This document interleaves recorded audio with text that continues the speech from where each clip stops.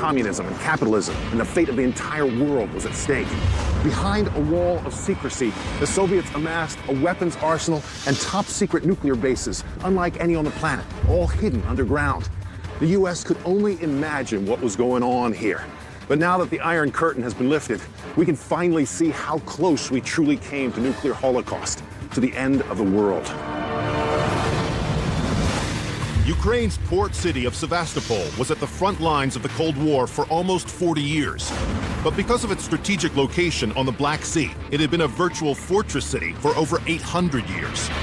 Sevastopol's defenses had its greatest test in 1941, when Nazi Germany stormed into the Soviet Union. The Cold War was actually the second battle the Soviets fought from their underground bases in Sevastopol. The first one was during World War II, and preparations for that transformed Sevastopol into the strongest fortress in the world. Where I'm walking here, right beneath my feet, is a hidden Soviet battery. It's part of a massive defensive infrastructure, 220 miles of trenches, 19 larger forts, 3,000 pillboxes, all used to fight the Nazis. But what makes this place truly unique is that it was the site of one of the most heroic last stands of World War II. And it was a story the Soviets covered up for almost 50 years. In 1941, at the height of World War II, Nazi Germany had conquered much of Europe. Its next move was to take the Soviet Union. With its endless natural resources, oil, coal, minerals, land, and a potential labor force of millions, it was the biggest prize in all the war. In June of that year, the Nazis launched Operation Barbarossa, sending 3 million troops to conquer Moscow, Leningrad, and Ukraine. It was the largest military operation in world history, and if they succeeded, it would mean Hitler's fascist regime would be virtually unstoppable. After months of fierce fighting, the Germans reached Sevastopol. Our guide, underground explorer Edward Rakovsky, is going to show me how the heavily overpowered Soviets held off the Nazis' military machine from 30 feet underground. Nice to Thanks meet you. for meeting me. Out here on the Black Sea, huh? So this was the last stand against the Nazis, Yeah. here on this beachhead. Here it was about 170,000 militaries. So 170,000 Soviets made their last stand on this cliff. Yeah. Since 1912, the Russians had fortified this area with pillboxes, minefields, and anti-tank barriers. Wow, so this is it. This is the entrance here. 2 heavily armed subterranean batteries, numbers 30 and 35, were the linchpins of that defense against Hitler. Thank you very much. Is it dangerous in there? Yeah, really. There were some accidents, actually. All right. So, Let's keep go. safe. After you, go ahead. Oh, thank you.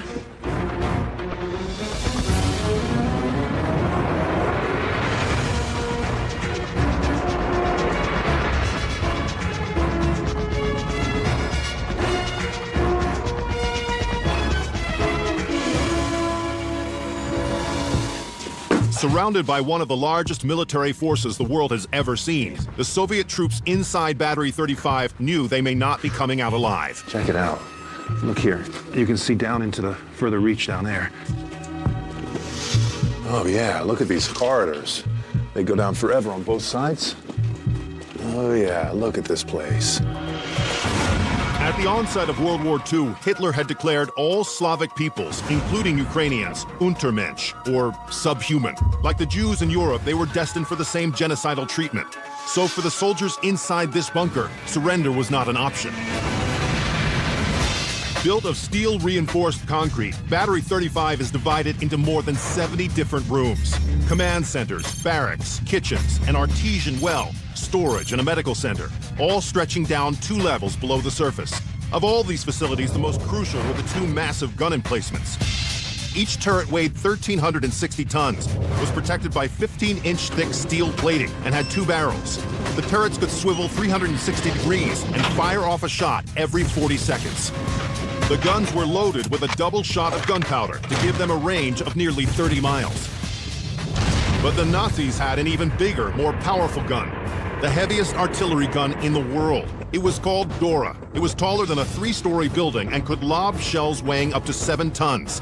But as powerful as Dora was, it was incredibly inaccurate. So it was virtually no threat to the underground batteries. Battery 35 was built to last. It even had a primitive targeting computer called the brain of the battery that collected and analyzed data electronically. This was a top secret, state-of-the-art military facility with electronics and engineering that no one had ever seen before. But brilliant engineering and bravery weren't enough to hold off the Germans forever. On July 1st, 1942, the Nazis began to break through the line of defense. The Soviet command issued a general retreat, but the men of the 35th Battery stayed, defying the order from above. Because of Hitler's racist policies towards Slavs, these soldiers knew he would take no prisoners. So they moved down to the lowest level of the fort to make their last stand.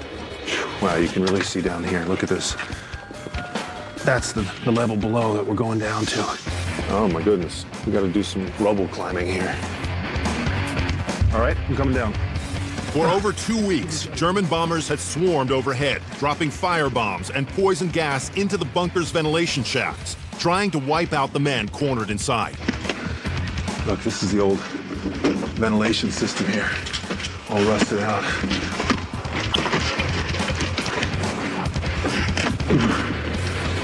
Wow, look at this. This is like a cross-section of the whole place. You can see how much concrete they have poured around a metal framework. That's what it takes to build a fort in World War II. What was the fighting like? It was like a hell. It was firing everywhere, from the aviation, from air, from sea, from all the sides. So and people like animals, they wanted to crawl in the earth, deeper and deeper. Despite their best efforts, the Nazis surrounded Battery 35. Defeat seemed inevitable. The last thing Soviet high command wanted was to let this valuable high-tech installation fall into enemy hands. So they were forced to make a tragic decision. They ordered their men to blow up the bunker while they were still inside it. Wow. Look at the space. What happened here? It was the heart of the explosion that we were speaking about. This is where they planted the bomb that blew this place up. Yeah, and beneath, just the level below, it was the place where the soldiers lived. Thousands died in here and are underneath this rubble here. Yeah. Wow. The force of the blow did what the Nazis' big gun Dora couldn't. Battery 35 was demolished from the inside out. Do you see these? Oh, the steel framework here, Yeah, sooner or later it will collapse. do its work. Each one of these steel ribs are coming down one by one, and eventually this entire place will come down. Yeah. Hopefully not today. Look at these. Oh, yeah. Here we see 3. Wait, these are live. This is live ammunition, right? Yeah, this is still live ammunition. That steel framework, which collapsed in on itself, came to rest on this shell right on the nose.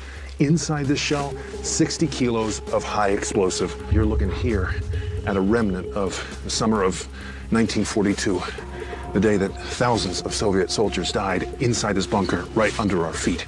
Their bones, their bodies may still be there. Incredible. On July 19, 1942, the battle for Sevastopol ended when the remaining soldiers were killed. 80,000 soldiers on both sides had died. But the sacrifice was not in vain.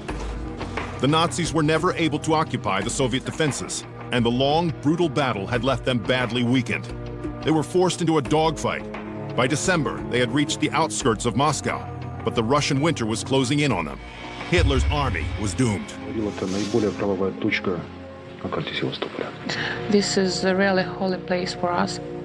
Edward says that it's really very difficult to stay here and to feel all this. Under all these stones, there are thousands of people. We even don't know their names.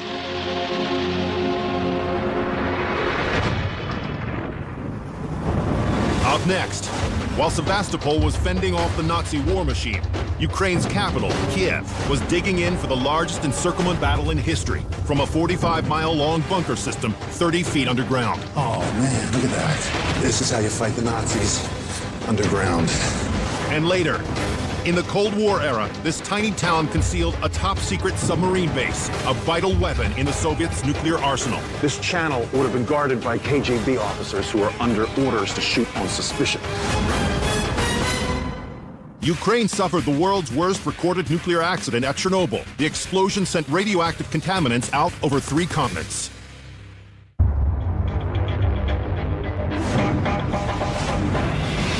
Since the Soviet Union was founded in 1922, Ukraine was the nation's agricultural and manufacturing giant. So if the Nazis could seize Kiev quickly, they could fuel their war machine indefinitely.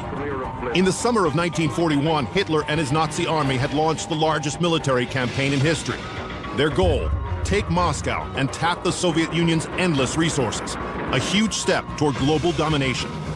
But before Hitler's forces attacked the Soviet capital, they turned their powerful armies south to conquer the riches of Ukraine. While the town of Sevastopol was putting up a heroic resistance along the Black Sea, 650 miles north, Ukraine's capital, Kiev, was faced with its greatest challenge.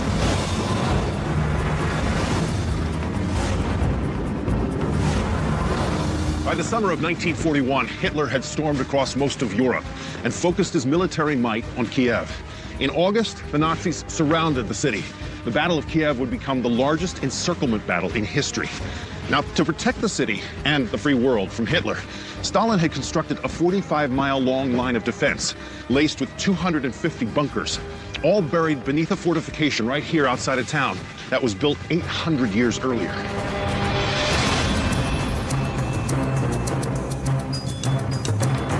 Just half an hour's drive outside the city, I met up with my guide, Rostislav Karpenko. It's a nice truck. Thanks.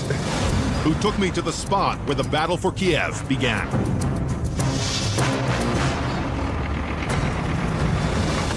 So this is a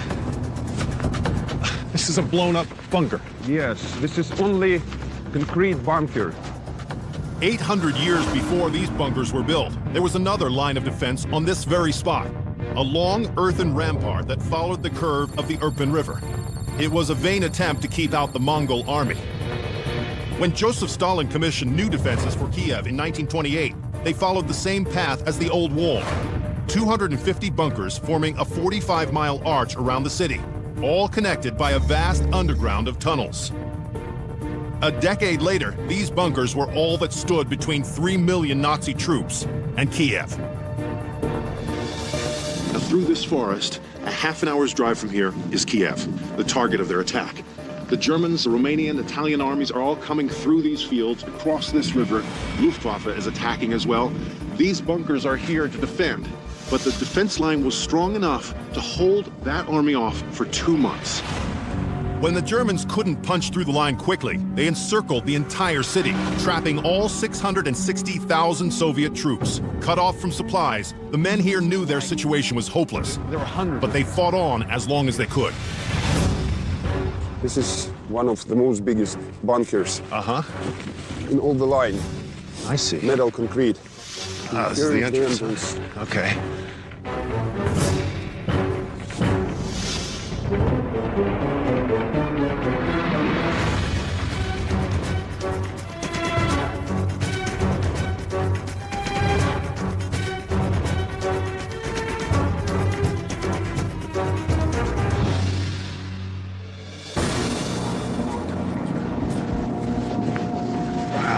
Here is 2 screens. I see. There was a machine gun standing here and here. All right. So they're firing their machine guns right out this way. I can see the river from here. So Look at this. This is metal roof. I see. Here. Yep. So this is really built solid, both out of concrete and metal. Yes. After several bunkers were easily destroyed by incoming shells, the Soviets added metal plates to reinforce the roofs. The uppermost part of the bunker was used to scout and fire on enemy positions. But when heavy artillery came flying in, soldiers here headed 32 feet below. Oh, this is how you fight the Nazis, underground. Look at this. There's rungs missing here. This is all deteriorating, and you got to be really careful not to fall through. Look at this. This is incredible, and it just keeps on going, huh? The Soviets would fight from the first level until Nazi air raids buzzed overhead. As the bombs came crashing down, soldiers moved down to the 2 lower levels of the bunker. The lowest level was 98 feet deep, the only place to survive the heavy bombardment of the Germans. The lower levels were a maze of tunnels where the soldiers slept, stored their ammo, and hid out during air raids. Each bunker had up to 600 feet of passageways beneath it, and each of those systems linked up to the next bunkers in the line. How were these dug, literally? Did they dig them by hand? Yes, only by hands, by prisoners, by Stalin's prisoners. Stalin was a brutal dictator. In the 1930s, his economic policies caused a famine that starved millions to death. Anyone even suspected of opposing him was either executed or shipped off to hard labor camps. It took 7 years for starving, abused political prisoners to dig out these tunnels. An army of slaves building tunnels underground. Amazing. For Stalin, using slave labor to defend the Union was a necessary evil. But now his own soldiers were imprisoned inside these rooms. The month-long battle that had raged outside had cost 750,000 lives, virtually destroying 43 divisions of the Soviet army. In the final days of the battle, the 16 surviving defenders came down to this room, locked a heavy metal door behind them, and fought to the death. So they basically sealed themselves off. Yes. Without necessarily food and water, or much of it Only anyway, with the water. that they had here. Yeah. And were managed to survive for up to a month and held off the Germans that far. And then they did. What a grave. The defenders of Kiev, from the soldiers inside this bunker to the small village militias above, all pitched in to hold off the Nazi army long enough to destroy Hitler's battle plan and cost him the war. But like the soldiers in Sevastopol, the defenders of Kiev also paid a terrible price. Immediately after the Germans won the Battle of Kiev, there was a famous massacre. Over 30,000 Jews were killed at Babi Yar ravine, not far from here at all. Along with that, those 600,000 plus prisoners of war also starved to death in concentration camps or killed. So these guys were heroes. They were trying to survive. After this, the German effort was downhill. They never won again in Russia. So in a sense, these guys saved the world. Can we go through here? Up next, less than 20 years after the Cold War ended, the West is finally seeing the real horror behind the Iron Curtain. In the 60s and 70s, if I didn't have the right security permit, I would have been history. And later, for the first time on national TV, a highly classified underground submarine base that hid a terrible secret. Nice. What happened in... How do mysterious corpses of a Kiev monastery defy science? Log on to History.com for the Naked Underground web series.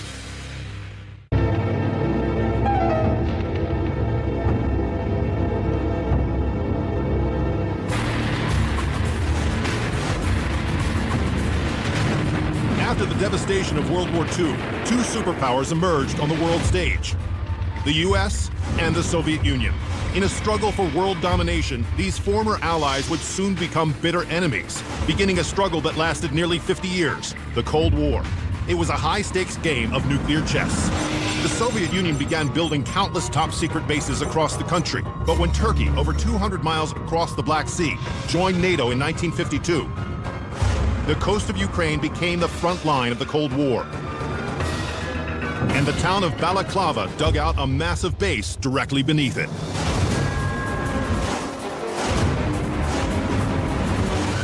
I'm about 20 minutes outside of Sevastopol in the ancient fishing town of Balaclava. Now, imagine you're a villager here. Your family has lived and worked here for centuries. Then suddenly, one day, the Red Army shows up and tells you your town is no longer on the map. You can no longer live the life you're living, work the same job.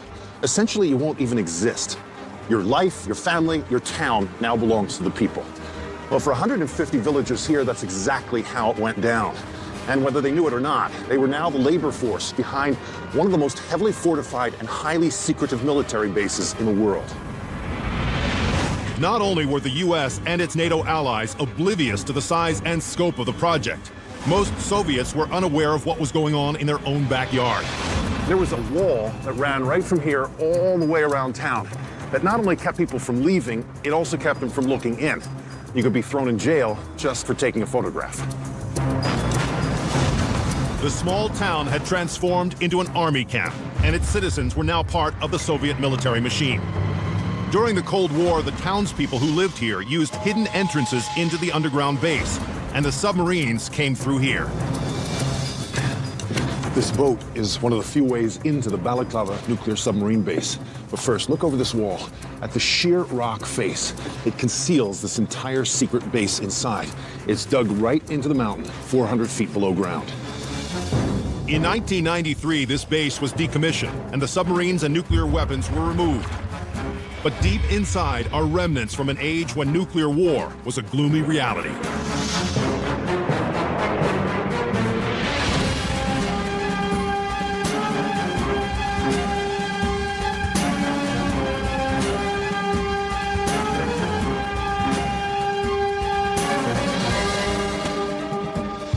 In the 60s and 70s, this channel would have been guarded by KGB officers who were under orders to shoot on suspicion. And if I didn't have the right security permit, I would have been history. Luckily, times have changed. After their classified missions, Soviet submariners would dock in this channel for maintenance and repair.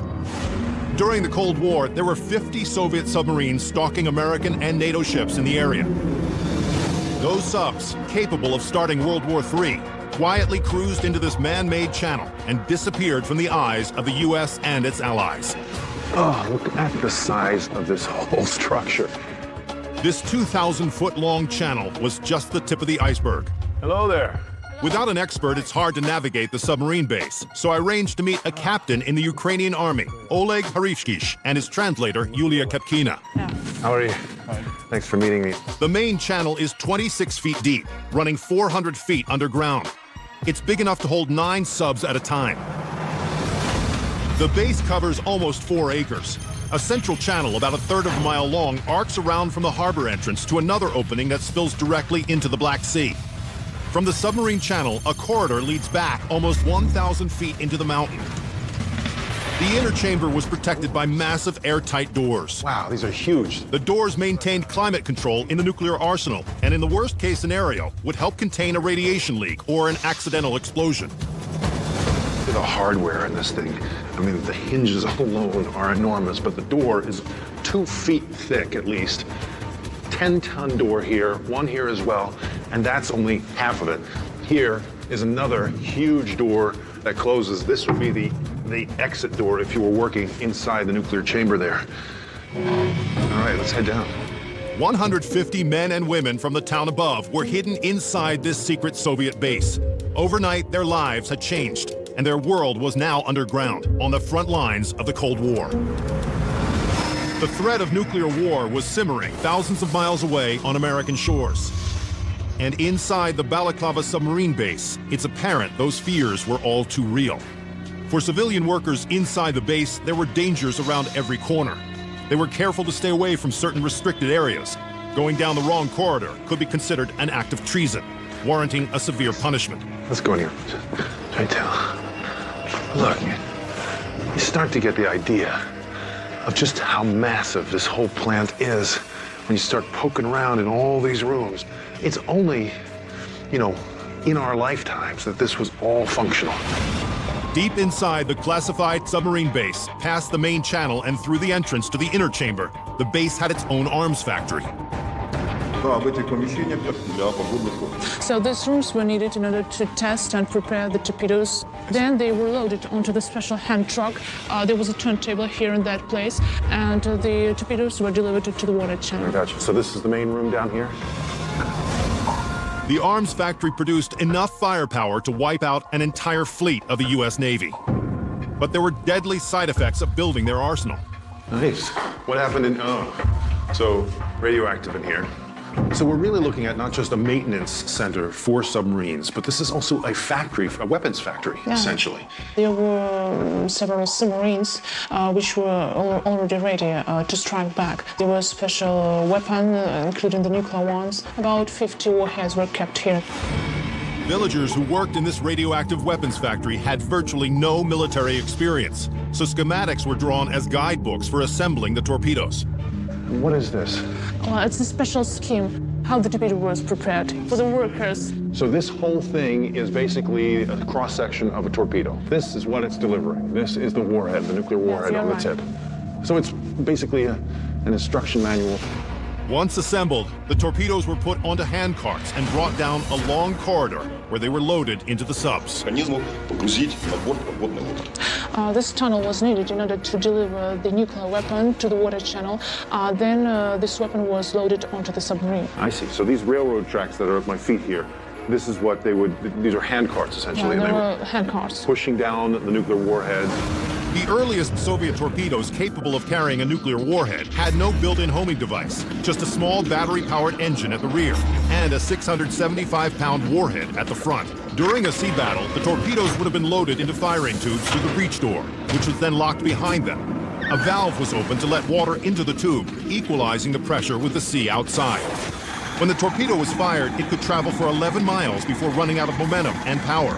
If it hit the target, the force of the blow would detonate the warhead. 6 torpedoes could sink a 75,000-ton aircraft carrier.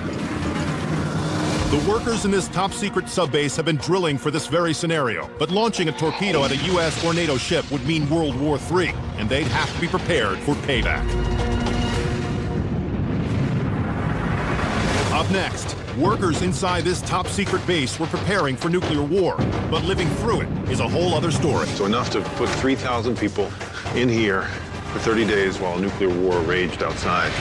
And later, this entire apartment block is a decoy for top-secret military headquarters 600 feet below. Ukraine shares its borders with 7 countries: Romania, Moldova, Hungary, Slovakia, Poland, Belarus, and Russia. In the heart of the former Soviet Union, deep beneath the town of Balaklava, Ukraine, are the remains of a top-secret Soviet submarine base. During the Cold War, the Soviet Union and the U.S. were perched on the brink of nuclear holocaust. So for 50 years, the subs beneath this mountain were poised to respond to the worst-case scenario.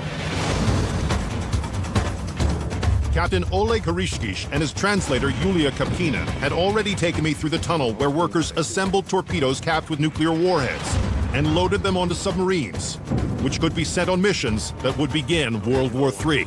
This would be the exit door if you were working inside the nuclear chamber there. But what happens when the drills and exercises they've been running for years finally become reality?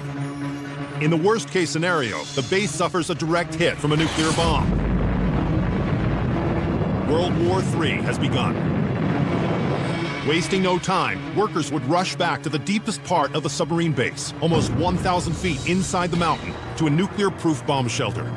This is huge, this place. So in case of the nuclear attack, in case of the war, people could live here. Okay, how many people in here? About 3,000. The bomb shelter lay to the west of the dry dock, protected by 400 feet of mountain above and 2 sets of blast-proof doors. This room would have been the only place for the soldiers and civilians to survive. So we're basically, it feels like we're in a football stadium, you know? I mean, it's just an enormous space. So how long would they be able to keep people here? 30 days. 30 days? About Okay. 30 days. So enough to put 3,000 people in here for 30 days while a nuclear war raged outside. But once they were cleared to leave, they would get back to work as quickly as possible, assembling the nuclear torpedoes and loading them onto submarines. But this time, it's not a drill. These would be retaliatory strikes, an escalation of global nuclear war. Balaklava's main rival was the U.S.'s 6th Fleet. Since 1967, the 6th had been stationed in Italy, ready to combat the Soviets.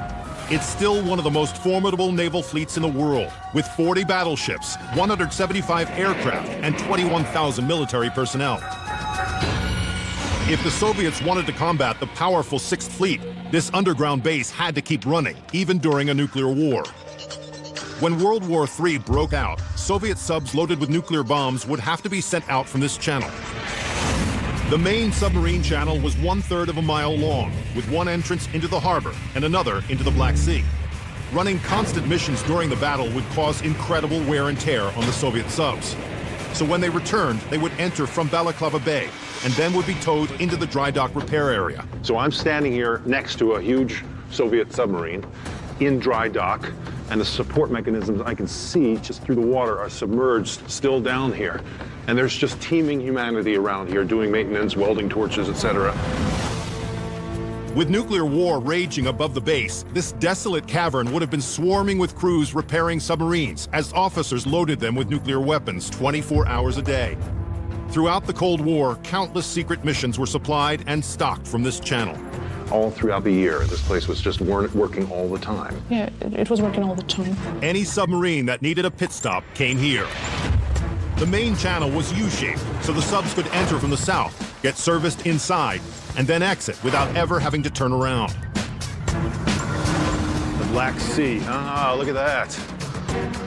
I get it. So this whole thing, this whole canal, this channel runs from the mountain opening over there all the way through here right out to the sea. Yeah. I understand. At the entrances to both channels are massive sea gates and blast-proof doors, a necessary part of this incredible underground complex, given the fear of nuclear holocaust, one that could have been started by any of the subs leaving this base. The two marine entrances protect the main channel on both sides from storms or from a nuclear blast. Once the submarines had been loaded with their deadly torpedoes, the blast-proof doors would open and they would make their way out to sea, ready to strike enemy targets. It's a chilling picture of nuclear war that was narrowly averted, but the threat isn't entirely gone. Today, a single U.S. nuclear submarine carries 192 warheads capable of killing 50 million people, a third of Russia's population. There are 18 of those subs, and 550 more intercontinental ballistic missiles hidden in silos in the western U.S. So here you go. From here, Russian submarines, newly supplied, refueled new weapons, head right out this channel, out this exit, and straight out into the Black Sea. They patrol the oceans with their deadly weapons. There's still nuclear submarines from Russia, from America, all needing facilities somewhere in the world. This was top secret in 1963 to 1995. Somewhere else is top secret right now. Those submarines are still out there, being serviced, being loaded up with weapons. There's someplace else just like this, somewhere in the world.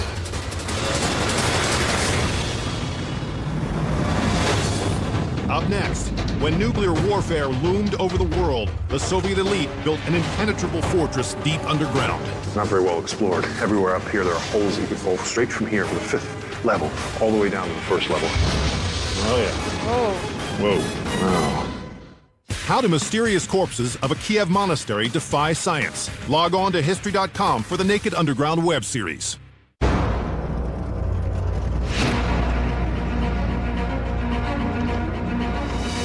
By the end of the 1970s, America and the Soviet Union were sitting on stockpiles of nuclear warheads, over 50,000 of them.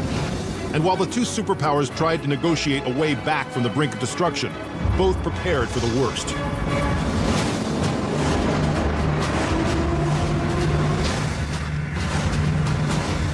As bombs got bigger and technology jumped into the space age, the possibility of global nuclear warfare hung over the world like a dark cloud. The Soviets had developed ICBMs, intercontinental ballistic missiles, that could reach U.S. shores. They could obliterate New York City, and they knew the U.S. could do the same. But technology wasn't just fixed on getting rockets up into the air. New drilling and mining machines made it possible to construct massive military bases deep underground. Thousands of miles away, the U.S. military had built top-secret bunkers where it could wage nuclear war underground. 22 miles outside Sebastopol, the Soviet Navy had its own top-secret headquarters, deep beneath this derelict building. In the early 1970s, the Soviets constructed this building right up the hill from Navy headquarters. Now, if you look closely at this thing, you'll see that they designed it to look like an apartment complex, like people lived here. They even went so far as to paint residential-style windows right up there. But the fact is, this building is a decoy. It was put here solely to hide what was underground, because it's really the entrance to a top-secret military base and nuclear bomb shelter, codenamed Object 221.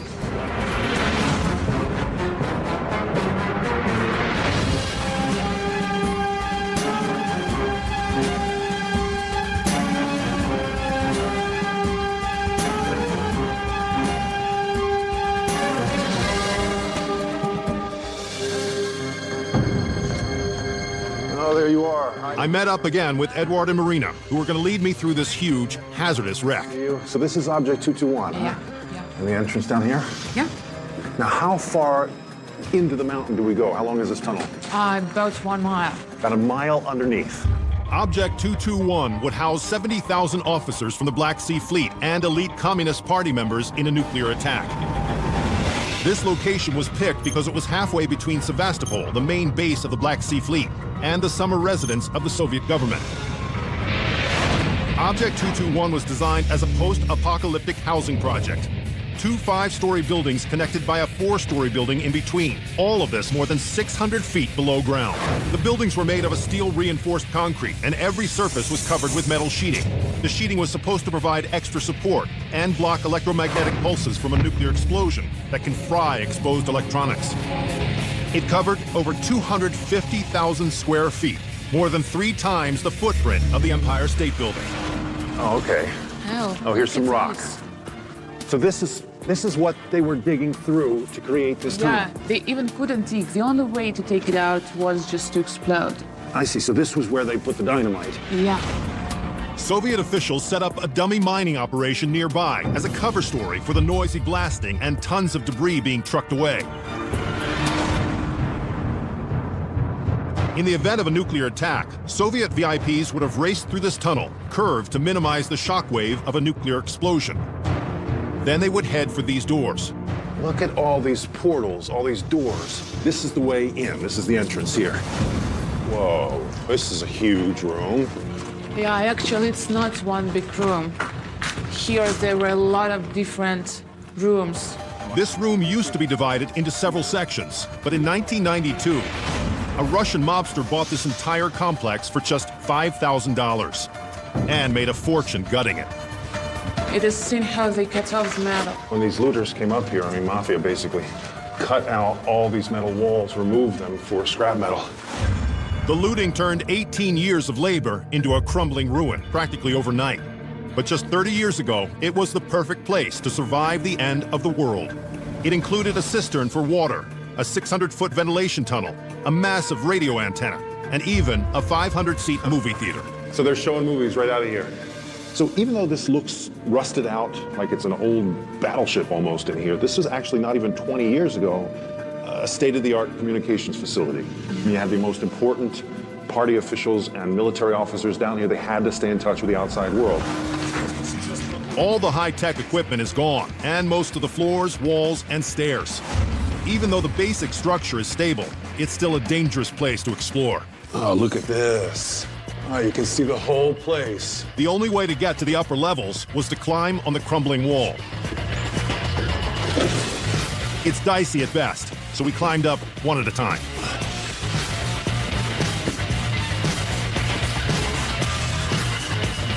Next one, please. Come on up. He's walking ahead because everywhere around this place is not very well explored. Everywhere up here, there are holes that you can fall straight from here for the 5th level, all the way down to the 1st level, and you wouldn't survive the fall.